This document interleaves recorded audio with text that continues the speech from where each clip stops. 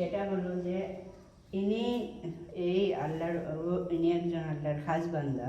জি যে ইনি যখন মনে করেন যে বেঁচে ছিলেন, জি উনি বেঁচে ছিলেন তখন ওনার যে মুরিদান ছিল জি জি ওনাদেরকে বলতো হ্যাঁ আমি যতক্ষণ পর্যন্ত কি করব না, পুকুর থেকে না উঠবো, হ্যাঁ ততক্ষণ পর্যন্ত তোমরা এই আমার পুকুর থেকে দূরে দাঁড়িয়ে থাকবা, কাপড় নিয়ে, হ্যাঁ হ্যাঁ কাপড় এবং গামছা নিয়ে দূরে দাঁড়িয়ে থাকবা। যখন ডাক দিব তখন এসে দিবা।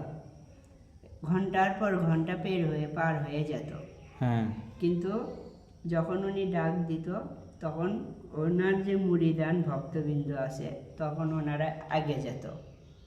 তো এখন আপনাদেরকে যে জিনিসটা দেখাবো সেটা হলো, দেখেন যে এই জায়গায় আপনার লাই বরাবর এটা নিচে দেখতে পাচ্ছি এই যে লাই বরাবর আপনি হলো যে দেখেন ফাটা ফাটা, হ্যাঁ এই যে ফাটা দেখেন আছে, নিচে, হ্যাঁ ফাটা হ্যাঁ আছে।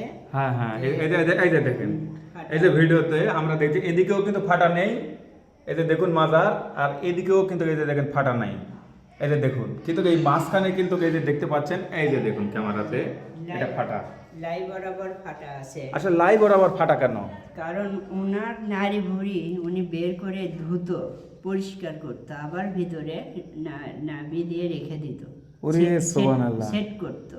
তাই তো উনি মারা যাওয়ার আগে বলে গেছে যে আমি তোমার হলো